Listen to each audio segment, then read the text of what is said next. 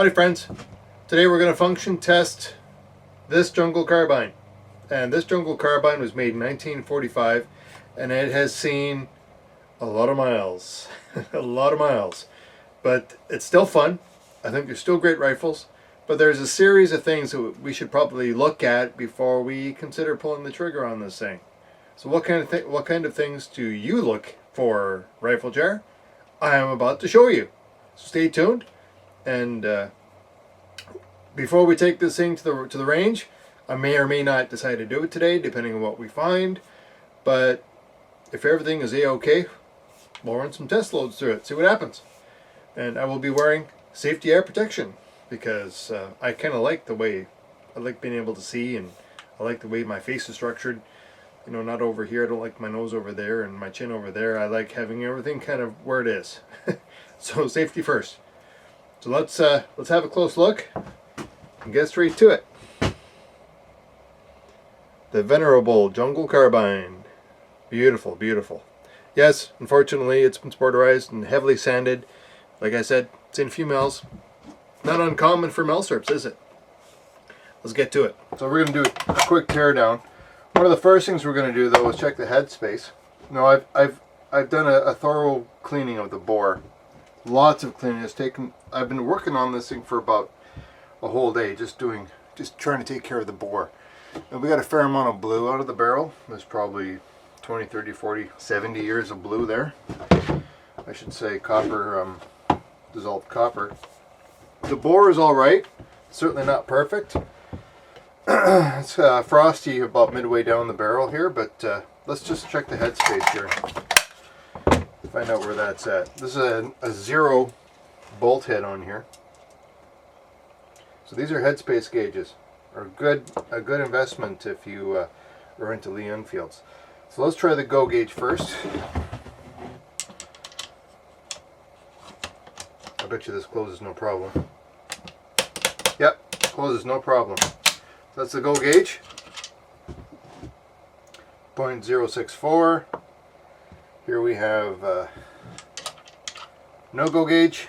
I bet you it closes on this one too. Yeah, it closes no problem. So headspace is going to be a little bit long on this. Hopefully it won't close on a field gauge. That's 0.067, and the field gauge is 0.074. Oh. No, it doesn't quite close on the field gauge, which is good, thankfully. So the headspace is safe, but there will be a bit of case stretching on this. This thing probably could do with a #1 bolt head, which I don't have. Rats. More parts for the Lee Enfield. Yeah, I'll have to get a #1 bolt head. So with these rifles, what you can do is you can take the bolt head off. This is a 0 bolt head on here, and you can put on a larger size to close your headspace. One of the brilliant parts of the Lee Enfield is you don't need a gunsmith to do a lot of this stuff. It can be done in the field. Alright, let's do a teardown.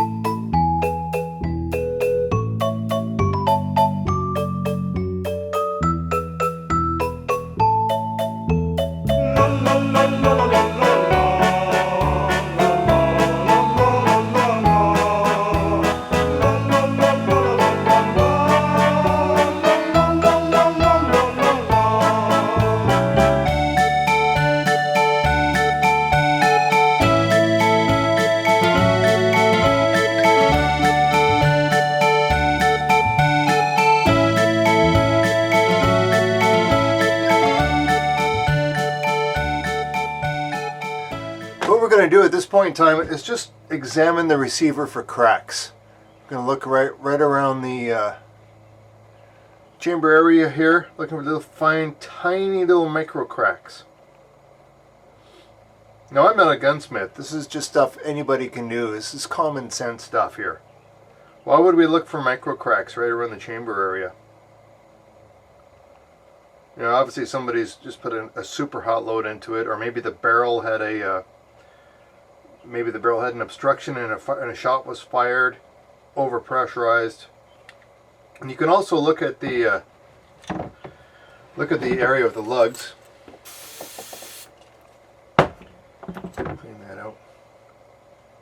Examine the area where the lugs are, and the lugs are, as you probably all know, Lee Enfield's are a rear lug locking system.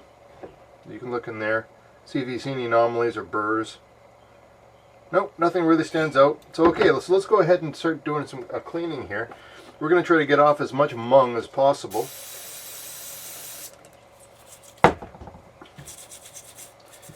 Just give the action a good clean. There's all kinds of detritus, insects, and wonderful stuff in this rifle. We're going to try to clean it out.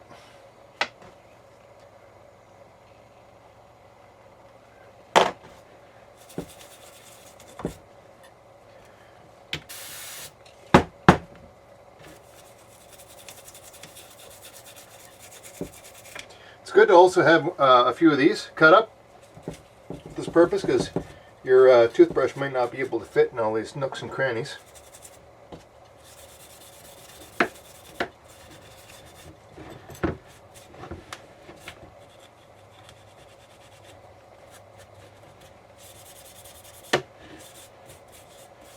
Yeah, I'll finish this up and we'll reconvene.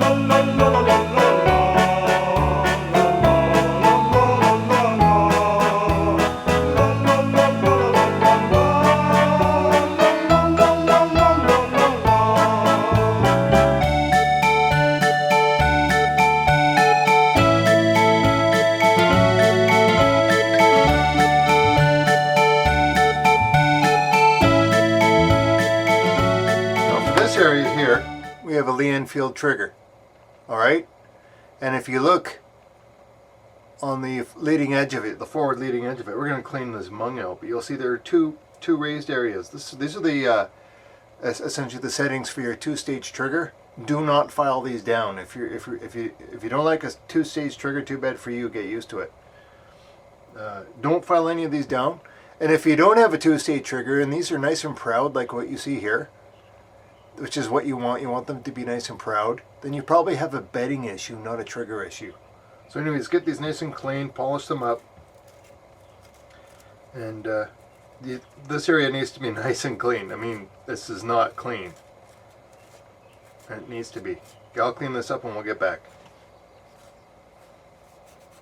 This is the sear right here. We got to make sure this is nice and clean. I mean, this was really gummed up.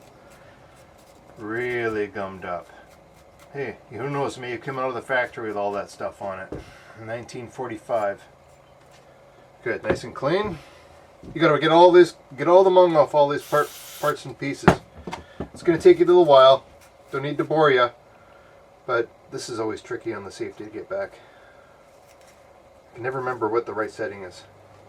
Now, before you go to reassembly, make sure you examine each and every one of these components thoroughly. Alright, especially around the sear. Look at the edges. Look for signs of obvious wear. Now the sear is the part that connects with the cocking piece, right here like this. Alright? Quite often, if you look at the cocking piece, you'll see a bit of a dimple where the sear has been making contact. And you'll see a little bit of play in this area because there's the first and the second stage trigger. There's always this area where they move back and forth between the first and second stage of the trigger, and you quite often will see a bit of wear in that area. Quite normal, but if it gets to be too big, it really has a dramatic impact, a negative dramatic impact on the quality of your trigger pull. So look at that stuff. You can see in this cocking piece here, for example, you can see where the sear has been making contact with the cocking piece. This is an old one that I took off. Actually, it's really surprising. It doesn't look like this part has seen too much use, but it really has right here.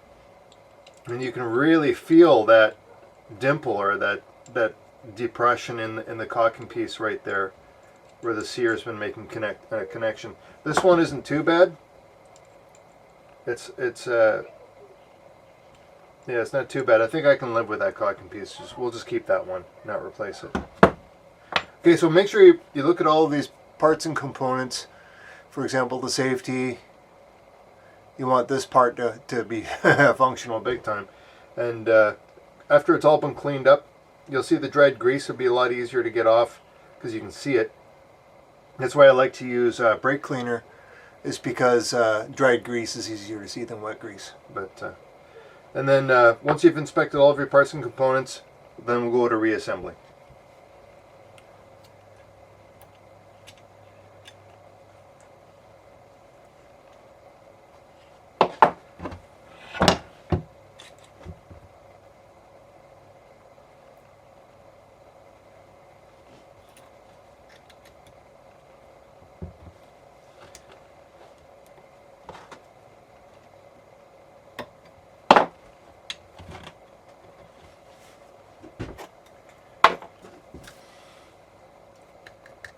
I love this stuff. It smells great. A little bit of CLP behind the ears drives women crazy.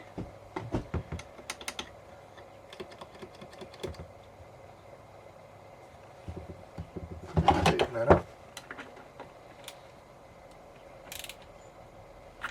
Not too much. As with all these landing fields, there's no reason to really tension down on any of this stuff.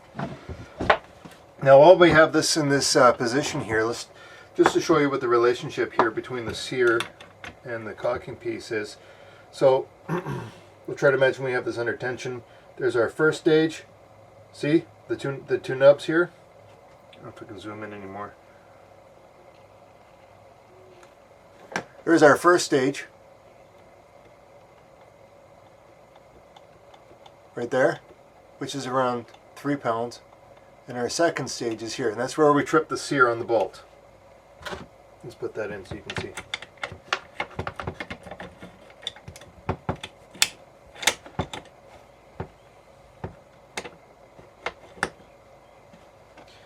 First stage. Of course, don't have anything screwed in right now. Second stage. Get it? That's the relationship. Don't file any of these down. You need them.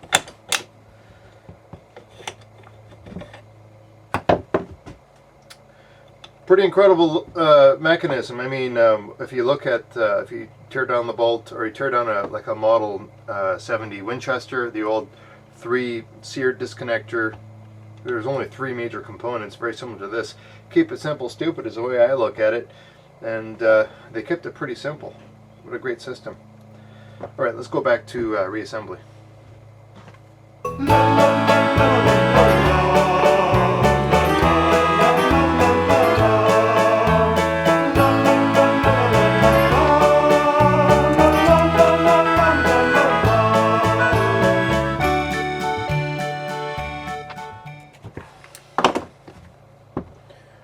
Should just be a little bit of it sticking out, just enough for that ejector. This is the ejector screw, in case you're wondering what the hell that is.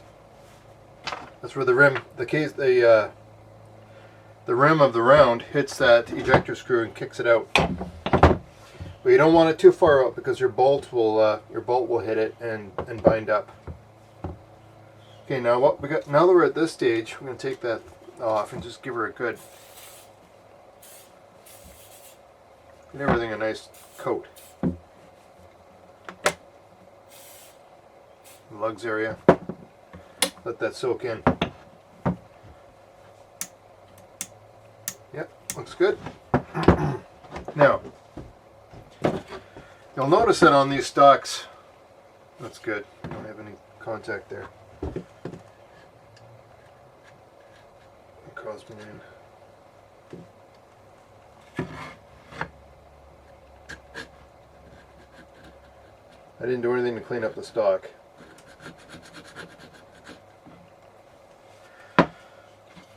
But this this wood has been heavily sanded, and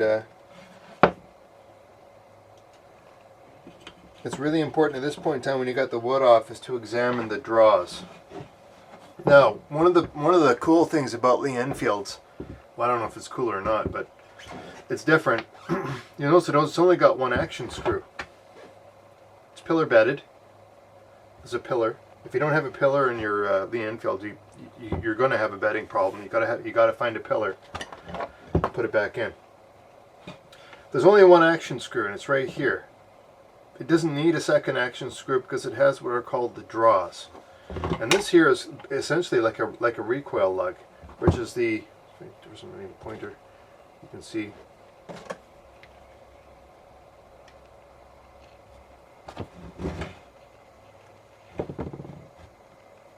Right in this area here. These are called the draws. Okay? And this meets up on the inside of this area here. They should be making contact there. Alright? The draws. So when you insert the stock, it goes in. Forward, a little bit of forward motion here. Now, those draws meet up on the inside of the stock, and when you tighten the action screw, it slightly brings the stock forward, therefore binding it in this location here. It's on a bit of an angle right here, so things don't get loose. But if your draws get damaged in this area here, this is why I'm saying it's important to look at it. If your draws get damaged in this area here, you're going to have a bedding problem. And this one here looks like it's still making pretty good contact. One of the reasons why when you remove your wood, zoom up for this, if you don't want to damage the draws of your rifle, you never ever ever pry the wood off from the front, prying it off this way. Okay, and what you'll do is you get a crack right in your wood here if you push it too far, but what you will also do is damage the draws. You don't want to do that.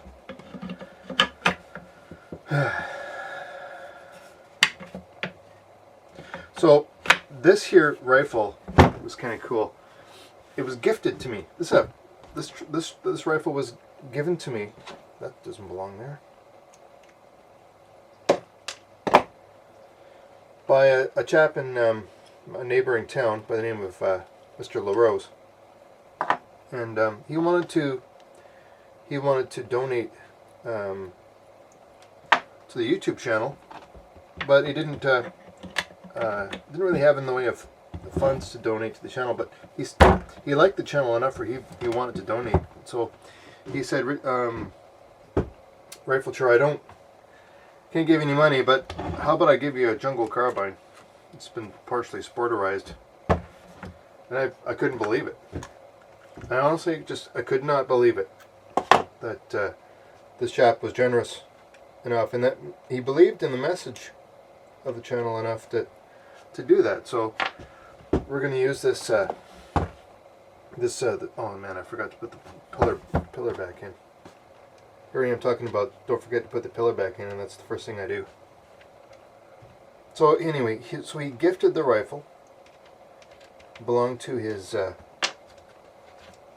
brother-in-law, who passed away, sadly. And he wanted the rifle to go to a good home.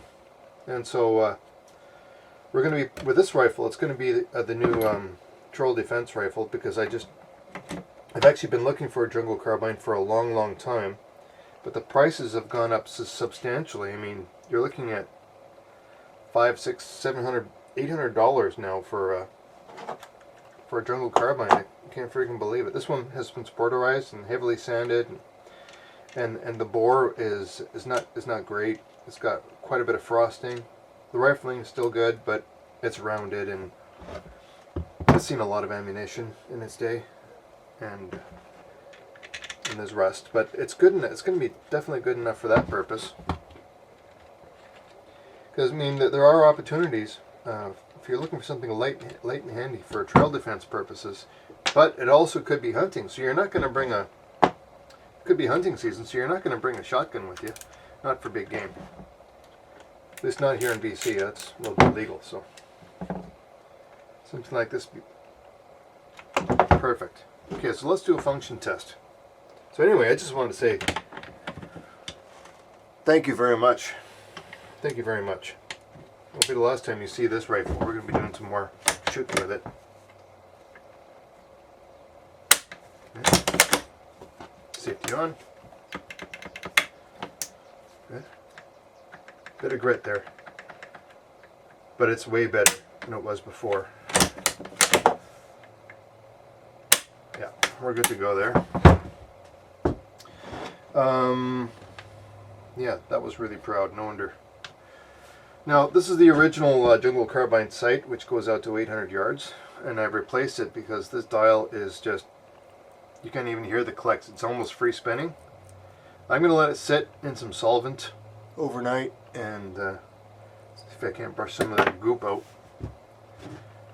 But it's yeah, it's seen better days, that sight. I've put a better sight on. You know, this is it's not a perfect sight. It's off a number 4 Mark 1, but fits the jungle carbine just fine.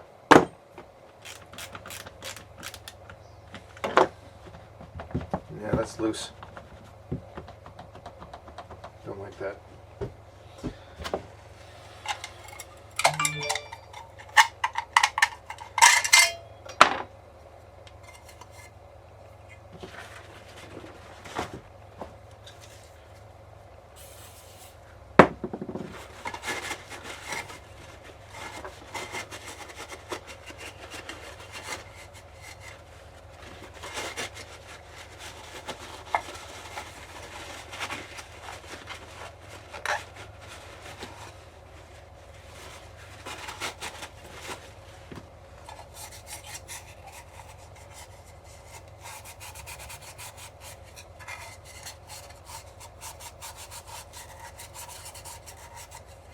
Careful doing this, it's pretty easy to cut yourself, but it's got to be done.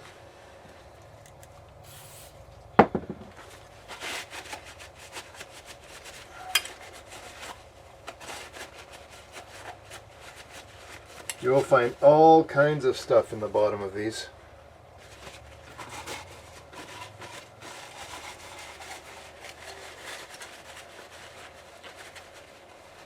Especially near the drain hole, where insects can get in.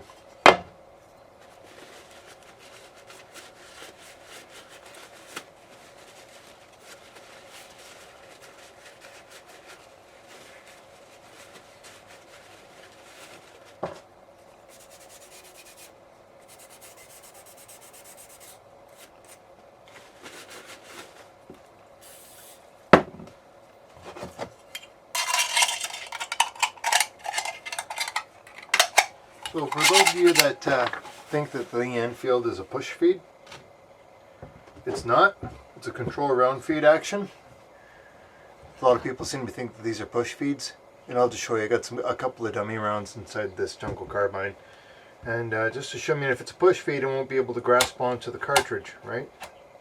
But in this case, as you can see, I've got a firm hold of it. Right now, I haven't even closed the action yet. We'll do that again so you can see.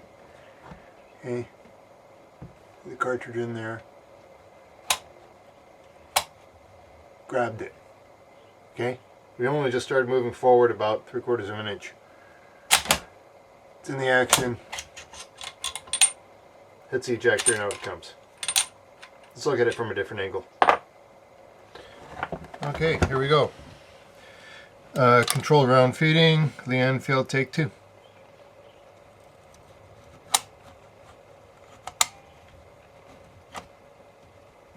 Boom. Got it. I have control.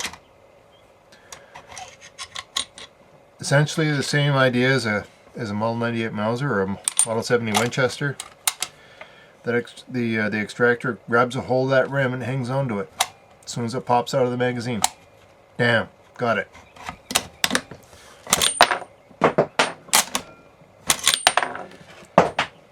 The Enfield. Incredible design. Controlled round feeding design.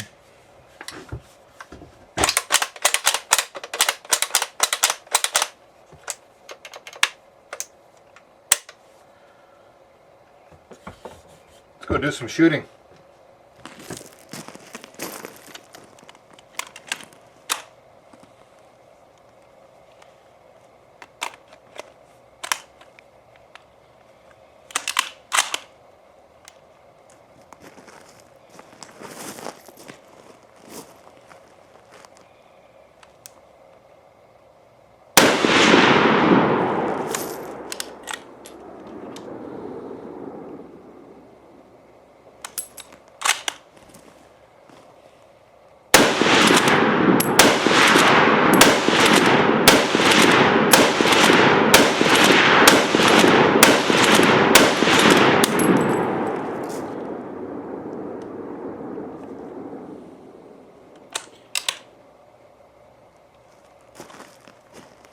Seems to work okay. Ready for the trail. Hope you enjoyed the video, folks, and as always, Maple Leaf up.